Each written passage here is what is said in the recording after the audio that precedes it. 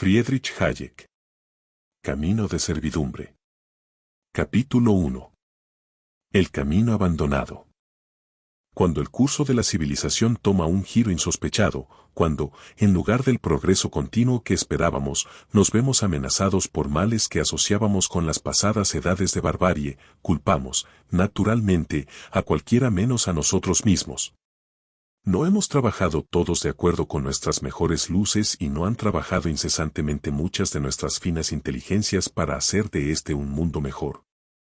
¿No se han dirigido todos nuestros esfuerzos y esperanzas hacia una mayor libertad, justicia y prosperidad?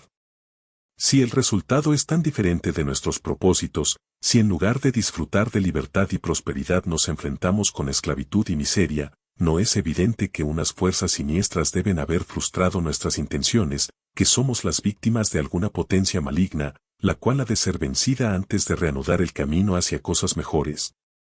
Por mucho que podamos disentir cuando señalamos el culpable, séalo el inicuo capitalismo o el espíritu malvado de un particular país, la estupidez de nuestros antepasados o un sistema social no derrumbado por completo, aunque venimos luchando contra él durante medio siglo, todos estamos, o por lo menos lo estábamos hasta hace poco, ciertos de una cosa, que las ideas directoras que durante la última generación han ganado a la mayor parte de las gentes de buena voluntad y han determinado los mayores cambios en nuestra vida social no pueden ser falsas. Estamos dispuestos a aceptar cualquier explicación de la presente crisis de nuestra civilización, excepto una, que el actual estado del mundo pueda proceder de nuestro propio error y que el intento de alcanzar algunos de nuestros más caros ideales haya, al parecer, producido resultados que difieren por completo de los esperados. Mientras todas nuestras energías se dirigen a conducir esta guerra a un final victorioso, resulta a veces difícil recordar que ya antes de la guerra se minaban aquí y se destruían allá los valores por los cuales ahora luchamos. Aunque de momento los diferentes ideales estén representados por naciones hostiles que luchan por su existencia, es preciso no olvidar que este conflicto ha surgido de una pugna de ideas dentro de lo que, no hace aún mucho, era una civilización europea común, y que las tendencias culminantes en la creación de los sistemas totalitarios no estaban confinadas en los países que a ella sucumbieron.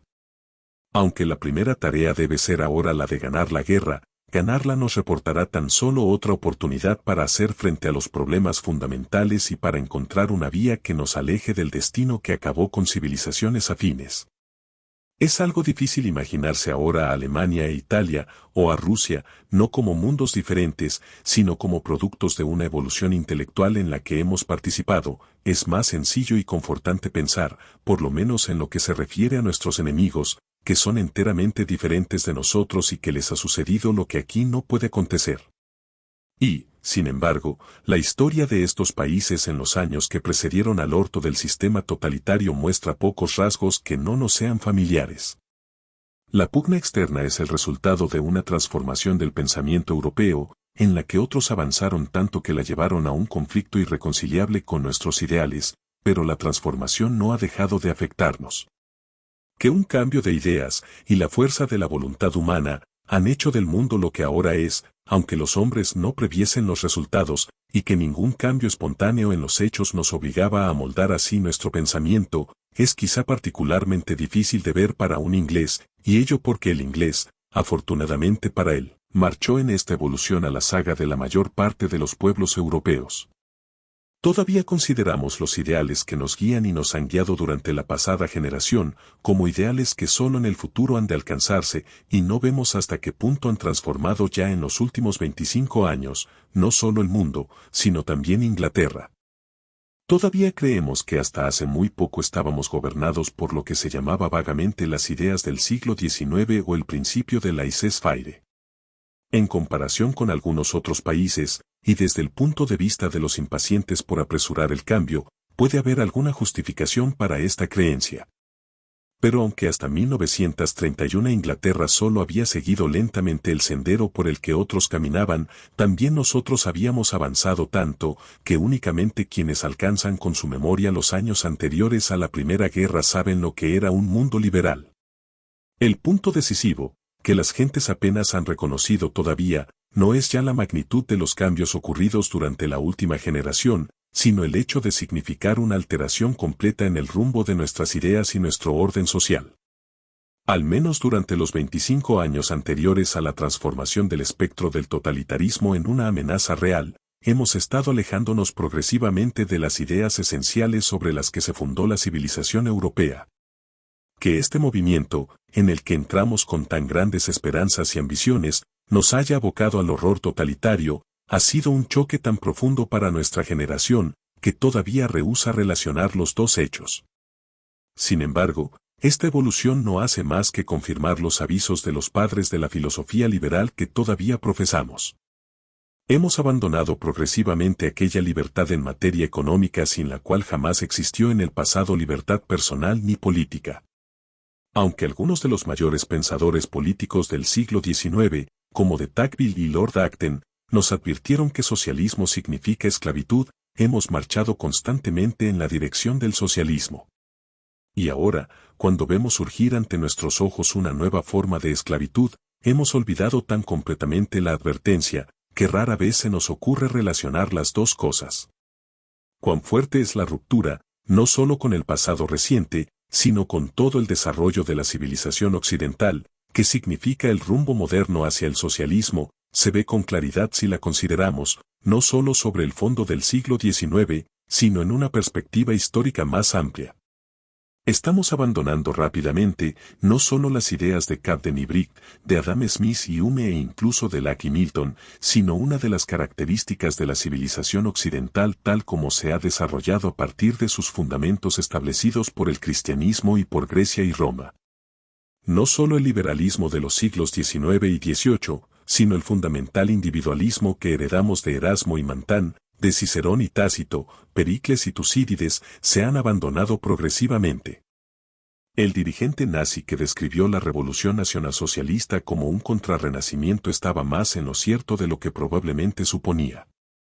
Ha sido el paso decisivo en la ruina de aquella civilización que el hombre moderno vino construyendo desde la época del Renacimiento y que era, sobre todo, una civilización individualista. Individualismo es hoy una palabra mal vista y ha llegado a asociarse con egotismo y egoísmo. Pero el individualismo del que hablamos, contrariamente al socialismo y las demás formas de colectivismo, no está en conexión necesaria con ellos. Solo gradualmente podremos, a lo largo de este libro, aclarar el contraste entre los dos principios opuestos. Ahora bien, los rasgos esenciales de aquel individualismo que, con elementos aportados por el cristianismo y la filosofía de la antigüedad clásica, se logró plenamente por vez primera durante el Renacimiento y ha crecido y se ha extendido después en lo que conocemos como civilización occidental europea, son, el respeto por el hombre individual qua hombre, es decir, el reconocimiento de sus propias opiniones y gustos como supremos en su propia esfera, por mucho que se estreche esta, y la creencia en que es deseable que los hombres puedan desarrollar sus propias dotes e inclinaciones individuales. Independencia y libertad son palabras tan gastadas por el uso y el abuso, que se duda en emplearlas para expresar los ideales que representaron durante este periodo. Tolerancia es quizá la sola palabra que todavía conserva plenamente el significado del principio que durante todo este periodo floreció, y que solo en los tiempos recientes ha decaído de nuevo hasta desaparecer por completo con el nacimiento del Estado totalitario. La transformación gradual de un sistema organizado rígidamente en jerarquías en otro donde los hombres pudieron, al menos, intentar la forja de su propia vida, donde el hombre ganó la oportunidad de conocer y elegir entre diferentes formas de vida, está asociada estrechamente con el desarrollo del comercio.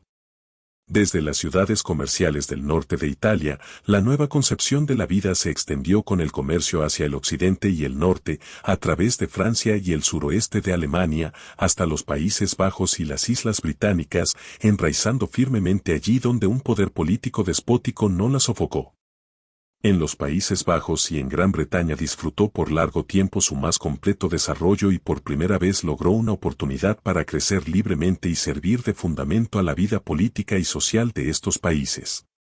Y desde aquí, después, en los siglos XVII y XVIII, comenzó de nuevo a extenderse, en una forma más plena, hacia Occidente y Oriente, al Nuevo Mundo y al centro del continente europeo, donde unas guerras devastadoras y la opresión política habían ahogado los primeros albores de una expansión semejante. Durante todo este moderno periodo de la historia europea, el desarrollo general de la sociedad se dirige a libertar al individuo de los lazos que le forzaban a seguir las vías de la costumbre o del precepto en la prosecución de sus actividades ordinarias. El reconocimiento consciente de que los esfuerzos espontáneos y no sometidos a control de los individuos fueran capaces de producir un orden complejo de actividades económicas, solo pudo surgir cuando aquel desarrollo hubo logrado cierto progreso. La posterior elaboración de unos argumentos consecuentes en favor de la libertad económica ha sido el resultado de un libre desarrollo de la actividad económica que fue el subproducto espontáneo e imprevisto de la libertad política. Quizá el mayor resultado del desencadenamiento de las energías individuales fue el maravilloso desarrollo de la ciencia, que siguió los pasos de la libertad individual desde Italia a Inglaterra y más allá. Que la facultad inventiva del hombre no fue menor en los periodos anteriores, lo demuestra la multitud de ingeniosos juguetes automáticos y otros artificios mecánicos construidos cuando la técnica industrial estaba aún estacionada, y el desarrollo de algunas industrias que, como la minería o la relojería, no estaban sujetas a intervenciones restrictivas. Pero los escasos intentos para un uso industrial más extenso de las invenciones mecánicas, algunas extraordinariamente avanzadas, fueron pronto cortados, y el deseo de conocimiento quedaba ahogado cuando las opiniones dominantes obligaban a todos. Se permitió que las creencias de la gran mayoría sobre lo justo y lo conveniente cerrasen el camino al innovador individual. Solo cuando la libertad industrial abrió la vía al libre uso del nuevo conocimiento, solo cuando todo pudo ser intentado, si se encontraba alguien capaz de sostenerlo a su propio riesgo, y, debe añadirse, no a través de las autoridades oficialmente encargadas del cultivo del saber, la ciencia hizo los progresos que en los últimos 150 años han cambiado la faz del mundo. Como ocurre tantas veces, sus enemigos han percibido más claramente que la mayor parte de sus amigos la naturaleza de nuestra civilización. La perenne enfermedad occidental, la rebelión del individuo contra la especie, como un totalitario del siglo XIX, Auguste Comte, caracterizó aquella, fue precisamente la fuerza que construyó nuestra civilización. Lo que el siglo XIX añadió al individualismo del periodo precedente fue tan solo la extensión de la conciencia de libertad a todas las clases, el desarrollo sistemático y continuo de lo que había crecido en brotes y al azar y su difusión desde Inglaterra y Holanda a la mayor parte del continente europeo. El resultado de este desenvolvimiento sobrepasó todas las previsiones. Allí donde se derrumbaron las barreras puestas al libre ejercicio del ingenio humano, el hombre se hizo rápidamente capaz de satisfacer nuevos órdenes de deseos. Y cuando el nivel de vida ascendente condujo al descubrimiento de trazos muy sombríos en la sociedad, trazos que los hombres no estaban ya dispuestos a tolerar más, no hubo probablemente clase que no lograra un beneficio sustancial del general progreso. No podemos hacer justicia a este asombroso desarrollo si lo medimos por nuestros niveles presentes, que son el resultado de este desarrollo y hacen patentes ahora muchos defectos. A fin de apreciar lo que significó para quienes en él tomaron parte, tenemos que medirlo por las esperanzas y deseos que los hombres alimentaron en su comienzo. Y no hay duda que el resultado sobrepasó los más impetuosos sueños del hombre. Al comienzo del siglo XX el trabajador había alcanzado en el mundo occidental un grado de desahogo material, seguridad e independencia personal, que difícilmente se hubieran tenido por posibles 100 años antes. Lo que en el futuro se considerará probablemente como el efecto más significativo y trascendental de este triunfo es el nuevo sentimiento de poder sobre el propio destino, la creencia en las ilimitadas posibilidades de mejorar la propia suerte, que los triunfos alcanzados crearon entre los hombres. Con el triunfo creció la ambición, y el hombre tiene todo el derecho a ser ambicioso. Lo que fue una promesa estimulante ya no pareció suficiente, el ritmo del progreso se consideró demasiado lento, y los principios que habían hecho posible este progreso en el pasado comenzaron a considerarse más como obstáculos que urgía suprimir, para un progreso más rápido, que como condiciones para conservar y desarrollar lo ya conseguido. No hay nada en los principios básicos del liberalismo que haga de este un credo estacionario, no hay reglas absolutas establecidas de una vez para siempre. El principio fundamental, según el cual en la ordenación de nuestros asuntos debemos hacer todo el uso posible de las fuerzas espontáneas de la sociedad y recurrir lo menos que se pueda a la coerción, permite una infinita variedad de aplicaciones. En particular, hay una diferencia completa entre crear deliberadamente un sistema dentro del cual la competencia opere de la manera más beneficiosa posible y aceptar pasivamente las instituciones tal como son. Probablemente, nada ha hecho tanto daño a la causa liberal como la rígida insistencia de algunos liberales en ciertas toscas reglas rutinarias, sobre todo en el principio del laissez-faire. Y, sin embargo, en cierto sentido era necesario e inevitable. Contra los innumerables intereses que podían mostrar los inmediatos y evidentes beneficios que a algunos les producirían unas medidas particulares, mientras el daño que éstas causaban era mucho más indirecto y difícil de ver, nada, fuera de alguna rígida regla, habría sido eficaz. Y como se estableció, indudablemente, una fuerte presunción en favor de la libertad industrial, la tentación de presentar esta como una regla sin excepciones fue siempre demasiado fuerte para resistir a ella. Pero con esta actitud de muchos divulgadores de la doctrina liberal era casi inevitable que, una vez rota por varios puntos su posición, pronto se derrumbase toda ella. La posición se debilitó, además, por el forzosamente lento progreso de una política que pretendía la mejora gradual en la estructura institucional de una sociedad libre. Este progreso dependía del avance de nuestro conocimiento de las fuerzas sociales y las condiciones más favorables para que éstas operasen en la forma deseable. Como la tarea consistía en ayudar y, donde fuere necesario, complementar su operación, el primer requisito era comprenderlas. La actitud del liberal hacia la sociedad es como la del jardinero que cultiva una planta, el cual, para crear las condiciones más favorables a su desarrollo, tiene que conocer cuanto le sea posible acerca de su estructura y funciones. Ninguna persona sensata debiera haber dudado que las toscas reglas en las que se expresaron los principios de la economía política del siglo XIX eran solo un comienzo, que teníamos mucho que aprender aún y que todavía quedaban inmensas posibilidades de avance sobre las líneas en que nos movíamos. Pero este avance solo podía lograrse en la medida en que ganásemos el dominio intelectual de las fuerzas que habíamos de utilizar. Existían muchas evidentes tareas, tales como el manejo del sistema monetario, la evitación o el control del monopolio y aún otras muchísimas más, no tan evidentes pero difícilmente menos importantes, que emprender en otros campos, las cuales proporcionaban, sin duda, a los gobiernos enormes poderes para el bien y para el mal. Y era muy razonable esperar que con un mejor conocimiento de los problemas hubiéramos sido capaces algún día de usar con buen éxito estos poderes. Pero como el progreso hacia lo que se llama comúnmente la acción positiva era por fuerza lento, y como, para la mejoría inmediata, el liberalismo tenía que confiar grandemente en el gradual incremento de la riqueza que la libertad procuraba, hubo de luchar constantemente contra los proyectos que amenazaban este progreso. Llegó a ser considerado como un credo negativo, porque apenas podía ofrecer a cada individuo más que una participación en el progreso común, un progreso que cada vez se tuvo más por otorgado y que dejó de reconocerse como el resultado de la política de libertad. Pudiera incluso decirse que el éxito real del liberalismo fue la causa de su decadencia. Por razón del éxito ya logrado, el hombre se hizo cada vez más reacio a tolerar los males subsistentes, que ahora se le aparecían, a la vez, como insoportables e innecesarios.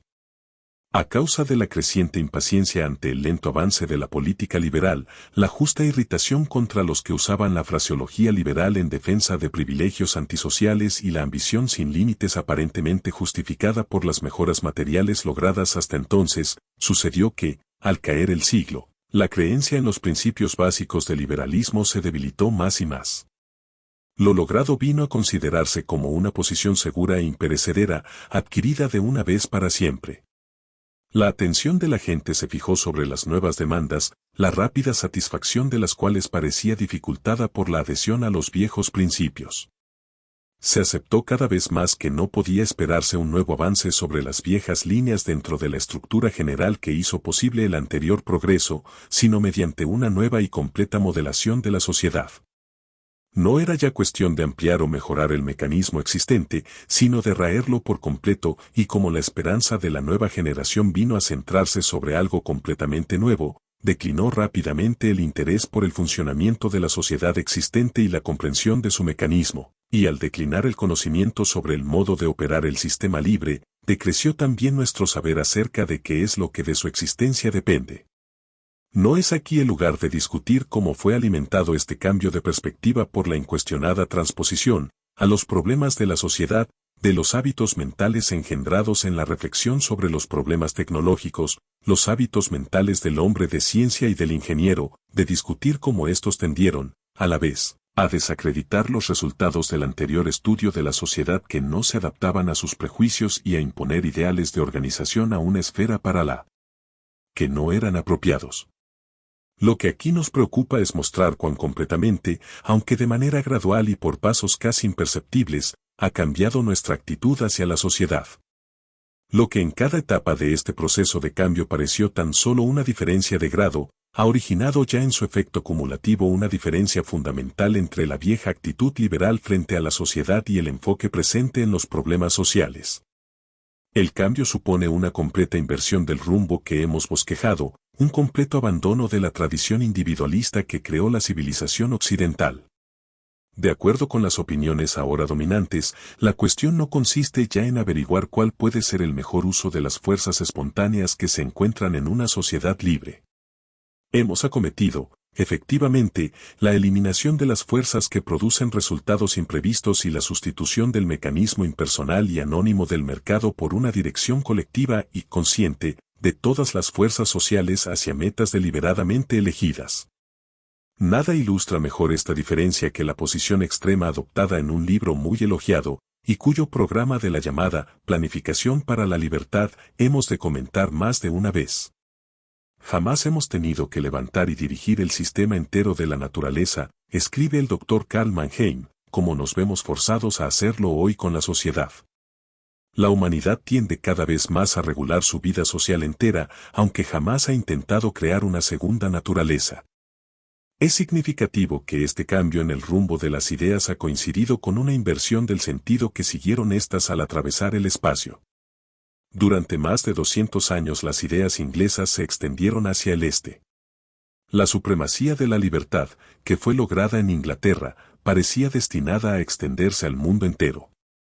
Pero hacia 1870 el reinado de estas ideas había alcanzado, probablemente, su máxima expansión hacia el este. Desde entonces comenzó su retirada, y un conjunto de ideas diferentes, en realidad no nuevas, sino muy viejas, comenzó a avanzar desde el este. Inglaterra perdió la dirección intelectual en las esferas política y social y se convirtió en importadora de ideas. Durante los 60 años siguientes fue Alemania el centro de donde partieron hacia Oriente y Occidente las ideas destinadas a gobernar el mundo en el siglo XX. Fuese Hegel o Marx, Liszt o Schmale, Humberto Mannheim, fuese el socialismo en su forma más radical o simplemente la organización o la planificación de un tipo menos extremo, las ideas alemanas entraron fácilmente por doquier y las instituciones alemanas se imitaron 13 aunque las más de las nuevas ideas, y particularmente el socialismo, no nacieron en Alemania, fue en Alemania donde se perfeccionaron y donde alcanzaron durante el último cuarto del siglo XIX y el primero del XX su pleno desarrollo. Se olvida ahora a menudo que fue muy considerable durante este periodo la primacía de Alemania en el desenvolvimiento de la teoría y la práctica del socialismo, que una generación antes de llegar a ser el socialismo una cuestión importante en Inglaterra, contaba Alemania con un dilatado partido socialista en su parlamento, y que, hasta no hace mucho, el desarrollo doctrinal del socialismo se realizaba casi enteramente en Alemania y Austria, de manera que incluso las discusiones de hoy en Rusia parten, en gran medida, de donde los alemanes las dejaron. La mayoría de los socialistas ingleses ignoran todavía que la mayor parte de los problemas que comienzan a descubrir fueron minuciosamente discutidos por los socialistas alemanes hace mucho tiempo.